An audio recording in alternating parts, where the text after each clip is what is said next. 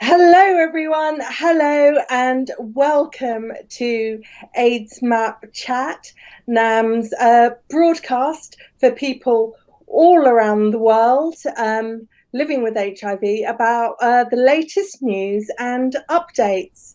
Um, Matthew, my co host, has literally just disappeared, but I see that he's going to be coming on in a second. But we're so excited. We've got some brilliant guests, and here is Matthew. I'm sorry, I didn't mean to give you a heart attack. I don't know what happened. It just kicked me out. It just said, so it said your time has expired on the broadcast. I'm like, I haven't even started yet.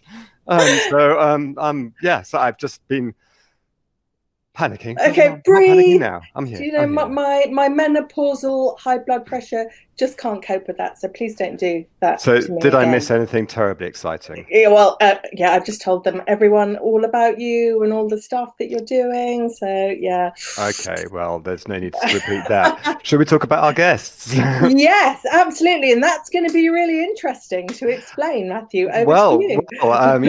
as well as that exciting little technical hiccup just then, we have another little technical hiccup, which is that we were so excited because we were going to have Dr. Cindy Van Zyl on this show, and she's one of our great friends, and she's a fabulous broadcaster, and we're all desperately looking forward to having her. And then we had a bit of a mix-up when we were discussing time zones, and she can't join us because she's actually broadcasting on her own show right now. So that's really annoying. But fortunately, we have two other absolutely amazing guests. We have the author and activist Sean Strub. He was the founder of POS magazine. He's the executive director of the Zero Project, which is a network of people who are living with HIV and they combat stigma and injustice. And not only that, he is the mayor of Milford, Pennsylvania. So there is no Ooh, limit for people who live with HIV. Plus, we have my good friend and colleague, Professor Jürgen Rockstroh, who's an HIV clinician, and he's president of the European AIDS Clinical Society. And he will be talking to us particularly about COVID risk for people living with HIV. So we've got some great lineup of guests. We're really sorry not to have Cindy this week. We hope that we will have her on a future edition again. But I'm really excited about talking to Jürgen and talking to Sean. fantastic. That's very exciting. So, Matthew, how have things been for you since the last broadcast? Fucking hell, it's all right. Well, no, okay. So, I've just had my birthday again. Oh, Strangely enough, I mean, unlike you, I have one every year. yeah. And That's why I'm actually 25. So. Absolutely, the ageless Susan Gold. Yes, I turned 53, and every time I get to my birthday, well, like particularly in recent years, because when I was diagnosed in 1998, and at the time we had effective treatment. I was very lucky because I was diagnosed in the era of effective treatment. Hmm. But it was still relatively new. We'd only had it for, well, less than 2 years at the point that I was diagnosed. And I kind of thought, well, I know I'm not going to die straight away because we have some treatment, but I thought my Mm. life was going to be severely constrained by this. And I hoped that I would get to 50. That was the goal I set myself. And so now every year that I get past 50, I feel like, well, this is a real testament to the wonders of modern medicine. And there's another thing, which is that just a couple of days after my birthday, back in 1998, there was an edition of the San Francisco lesbian and gay newspaper, the Bay Area Reporter, and their front Mm. page that week, it was on the 13th of August, their front page was in big red letters, no obits, because it was the first time there had been an edition of that newspaper without an HIV-related obituary for about 15 years. And I read that article again just last week, and it's really interesting because my feeling that, or maybe this isn't permanent, maybe this is just a temporary fix, that was very prevalent at the time. People didn't know whether HIV treatment was going to continue to be effective into old age, and it was categorized as a temporary respite. And they also said, which was really interesting, it said the best treatment is prevention. And of course, now what we Yeah. know, with undetectable means untransmittable is actually the best prevention is treatment. So in those 22 years, it has reversed itself. And I think we should just every day, we should celebrate how effective treatment it is and how we can now expect to live a long and healthy life with HIV. Yeah, absolutely. How's it been with you? Well, nothing so inspirational. Tell me something intimate and personal about your life. I mean, obviously we've moved on a bit from the lockdown, but to be honest, things haven't really changed that much for me because I live in a multi-generational household with 3 of my 4 kids, plus my mum who's 86. And as we know, particularly Caribbean people and people who are older are at a greater risk from COVID. So I'm continuing to be very careful. So I'm seeing people out and partying, and I'm not quite there yet. I've had some outside meals with friends, which was great. And you crazy kids. I know, right? Living on the edge. And one of the hardest things for me during lockdown is the fact that my second son lives in another part of London, so I haven't seen him very much. And actually, last weekend was the first time in 6 months that he's actually been into my house, which was incredible. Oh, wow. And I gave him a real proper hug, nearly like crushed all his bones. I mean, for people who don't know Susan in real life, she is Mother Bear. I mean, she would kill you if you went near her kids, and she wasn't ready for it. But I mean, that must have been amazing for you. Oh, fabulous! Yeah. I think it's really interesting, isn't it, that we you talk about other people like having kind of different rules as to what they're doing for their safety, and I think this is like really familiar for many of us who've lived with HIV, who've lived with the HIV crisis all these years, and how we work out what we feel is safe enough. And it's about finding that sweet spot between what we're willing to risk and what we can't lose. And I expect we'll talk about that with Sean as well, I hope, later on in the show. Yes, absolutely. But I think that we should bring on Jürgen to talk about some of the latest things in what's been going on with COVID and HIV. Hi, Jürgen. Hello. Hello. How are you? I'm very good. Lovely to see you. Now, so I'm going to call you Jürgen rather than Professor Rockstroh, because, we're that kind of intimate kind of people. So, Jürgen, I'm sure you're aware there have been a couple of papers which have come out. They're kind of pre-peer review papers in the last week. And they were suggesting that there might actually be a much greater risk or significant greater risk of mortality for people living with HIV if they did acquire COVID. And what's your thoughts on these papers? Yeah, so I think obviously all of our HIV patients ask this question when they come to clinic, right? Am I at a higher risk, particularly with more advanced immune suppression? And we were really not able to answer that in the beginning because we had very little data. Since then, since the first cases appeared, there have been 15 case reports published, mostly from Italy, Spain, so the 2 European countries which were hit first in Western Europe, and then the US. And really, if you look at these studies there, and then obviously German studies followed, and all of them really do not report too much difference in the outcome. So they basically say hospitalization rate, mortality rate is relatively comparable to the non-HIV infected population, and the same kind of risk factors apply, comorbidities, and the older patient. And which are the most kind of significant comorbidities, would you say? Diabetes and cardiovascular disease. Right. And that may have to do that COVID can also involve the heart. So obviously those patients are more prone to cardiovascular complications also from COVID disease. And I think these cases here sort of all made us feel like, wow, it's not that bad. We have 1,200 patients in our clinic. 7 patients developed COVID-19. Some of them were hospitalized. No one died. They're all doing well. So like if you would ask me, I would say everything's fine. But then one UK study came, at the BIVA meeting, which reported for the first time just in hospitalized patients that there was a 63% higher probability of dying from COVID-19. And then probably the largest study, and I think that's one of the issues when we come also to the second UK study, is that obviously the prevalence of HIV is different in different parts of the world. Mm-hmm. So really the Cape Town study, which is looking at a very large number of patients who are getting medical service in that area, millions of people, they identified thousands of patients, including over 4,000 HIV patients. They had 115 deaths in HIV patients with COVID-19. And in their analysis, there was a 2.3-fold higher risk for dying from COVID-19. And that was probably the largest cohort which has looked at that. And that's obviously something which is kind of serious because the numbers are much larger. And you can say, well, if you have small cohorts, you just by luck, maybe you're treating a younger patient population and you have a different distribution of risk factors. I think one of the issues which was raised, though, that some of the baseline parameters like socioeconomic status and also issues around BMI are not captured. We know that in Africa from some of the trials that actually BMI is going up steadily, diabetes rates are higher. Does that contribute?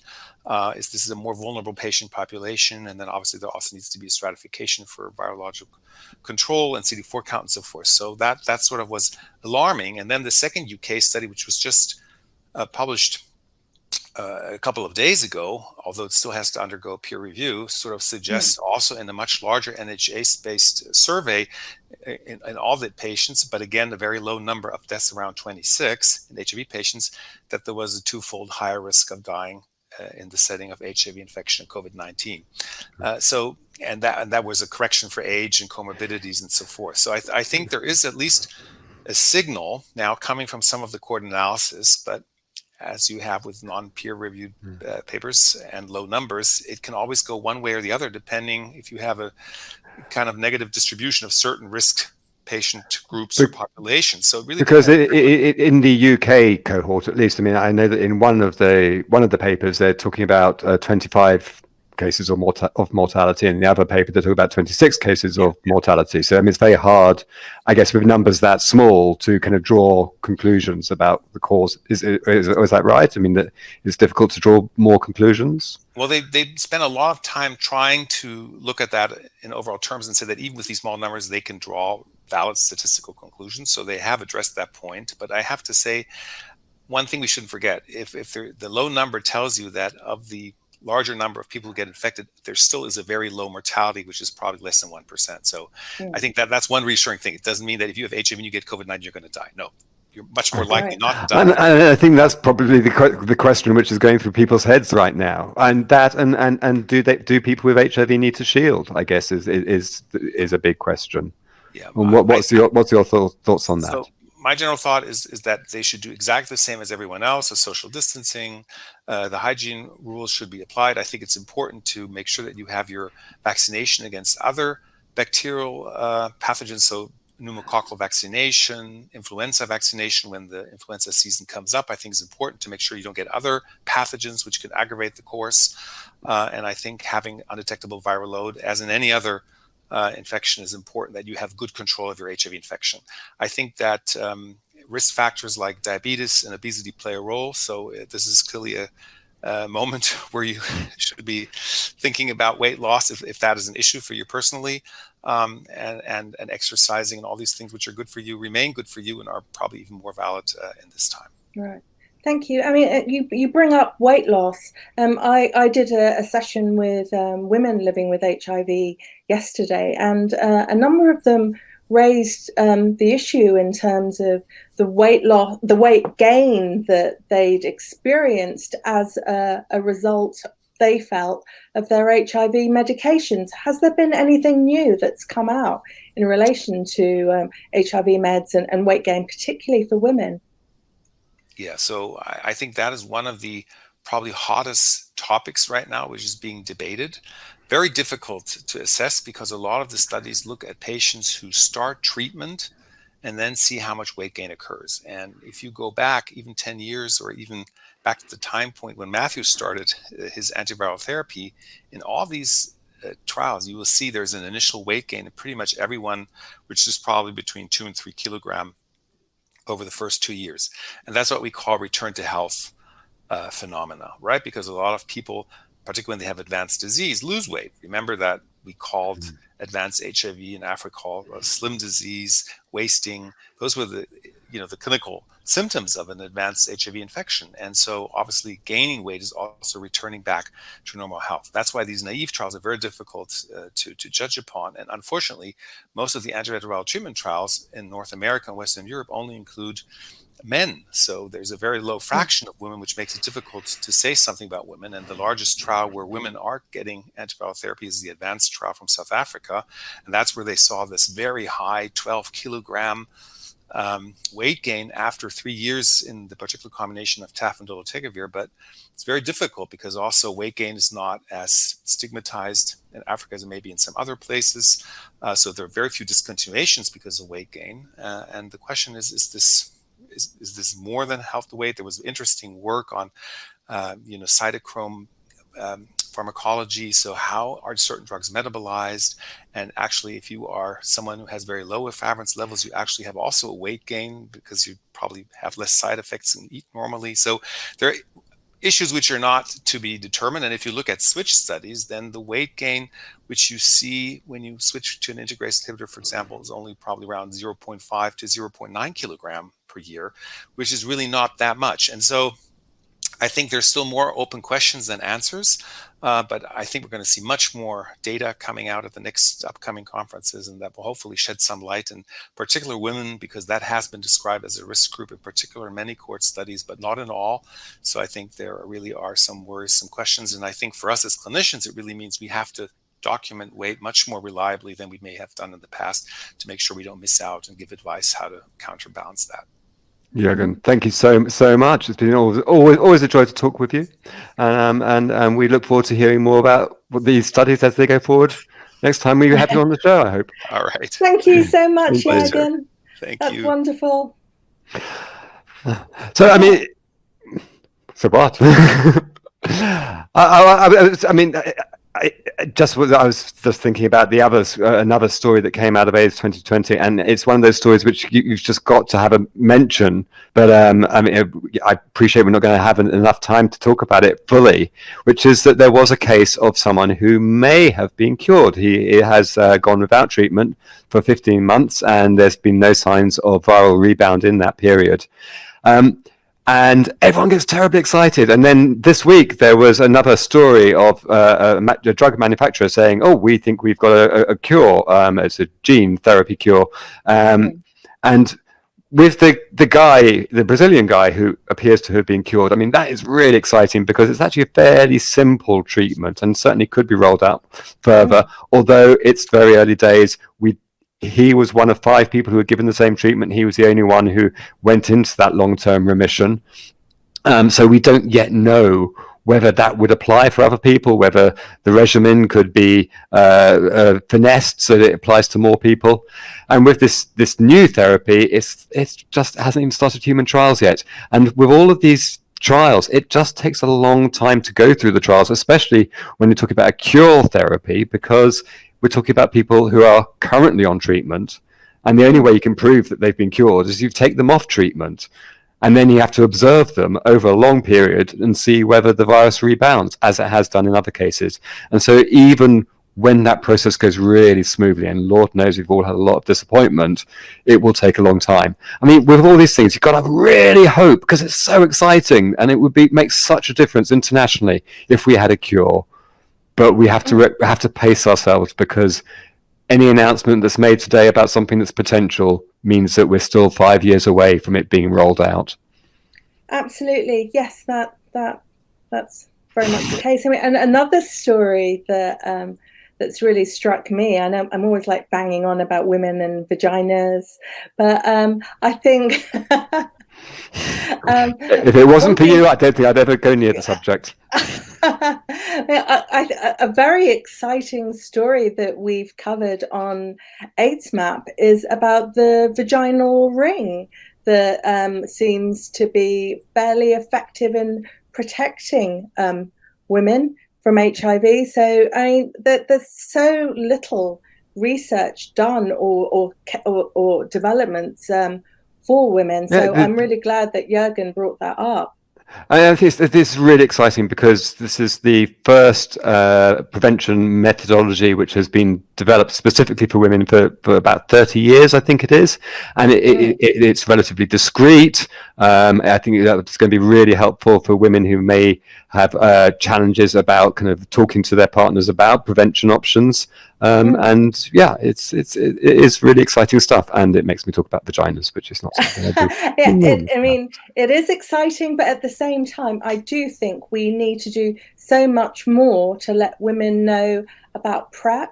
There was another study covered on aidsmap about women and not knowing much about PrEP, and it wasn't because they weren't interested, or it wasn't because they didn't need it. It simply was that there wasn't, they just weren't told about it. And, there's so many, women face so many health inequalities, particularly Black women. So I think it's really important that we are provided with the tools to keep ourselves safe. So anyone out there, get your messages to women about PrEP.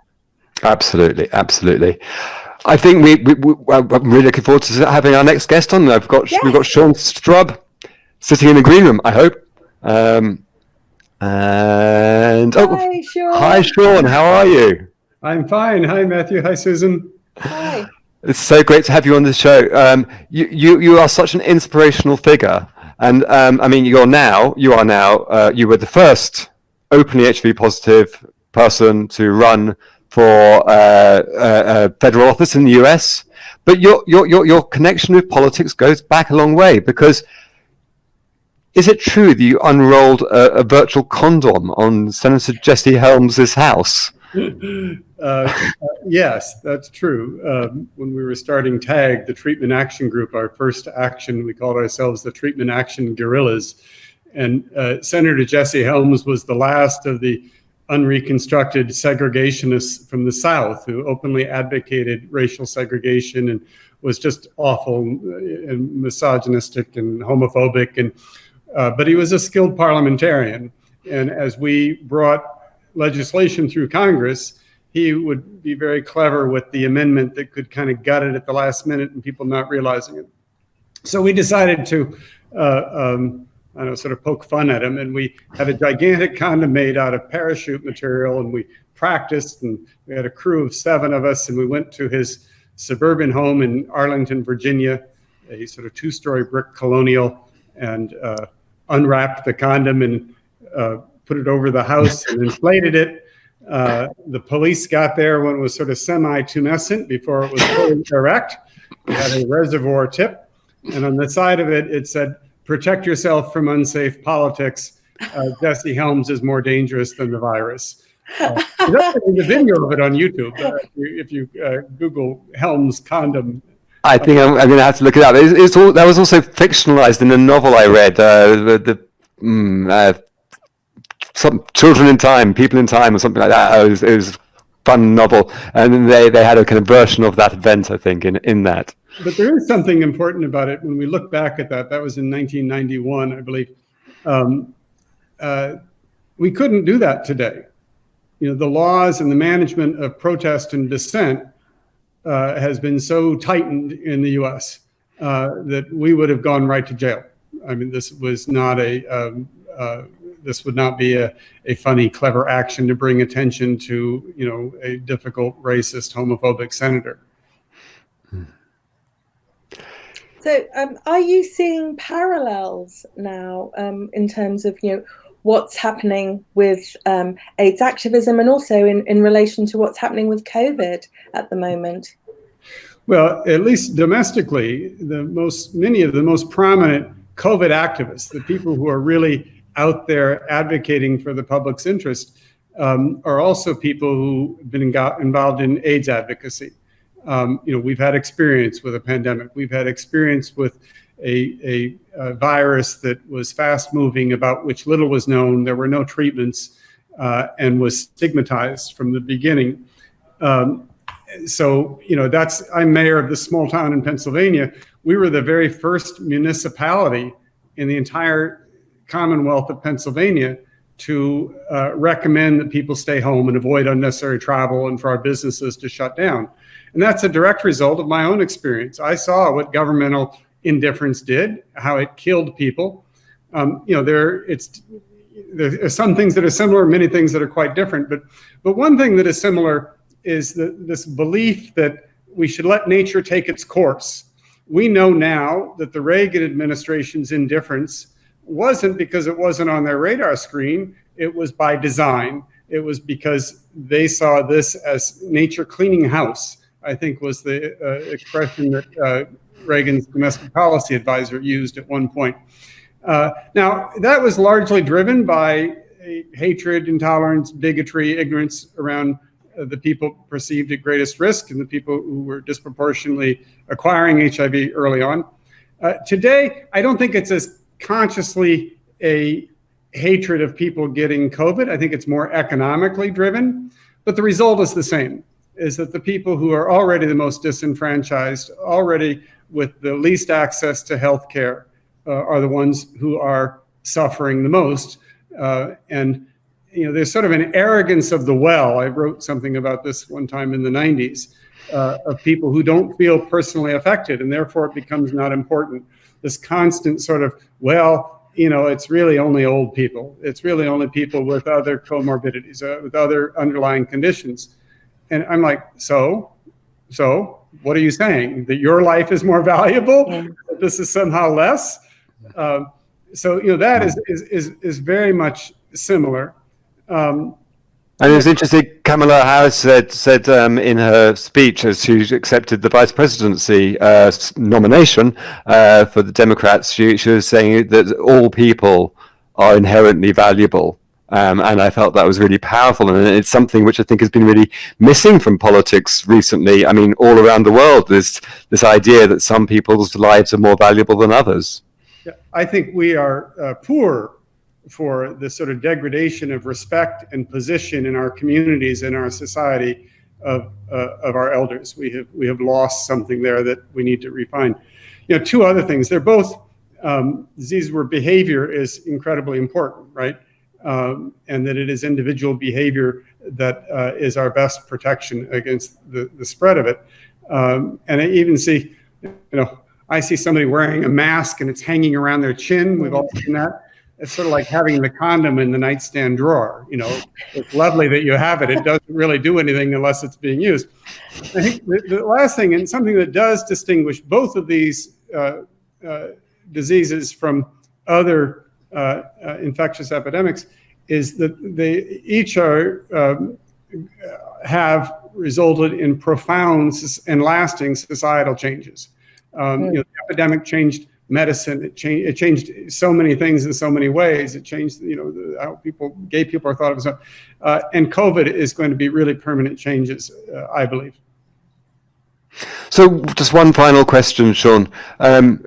We mentioned earlier you are the mayor, and you ran for office as an openly gay, openly HIV positive, openly liberal person in a town which actually voted for Trump. Right. So, and you won. Congratulations. A spoiler for people who haven't seen the documentary yet.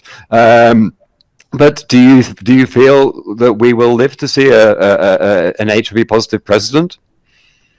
How far can we go? Right. Well, I think we can go I don't think there's any limit in what we can do. In terms of this town, the documentary reference, my friend, the mayor, a Dutch journalist, Max Westerman, who's been a long time a friend of mine, thought I was crazy. You're running for mayor in this place that went for Trump, and he had visited Milford before, and it's a lovely town, but there's a very strong conservative and even reactionary element here. So he came here during the campaign and started filming. And what he discovered, and the message in the film, is that he was really looking at small town democracy in the age of Trump.